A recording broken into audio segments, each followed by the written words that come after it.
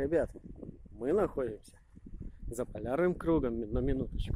И, по идее, всегда холодно. Сейчас смотрите, сколько отдыхающих на палатках, в палатках, машин, смотрите. Очень много людей отдыхают, загорают на пляже. А вы думали, что только в Краснодарском крае курорты? Да нет, в Мурманской области тоже курорты здесь. Смотрите, какая у нас природа. Сопки, камни, скалы. Где вы еще такое увидите? Так что приезжайте в Мурманскую область.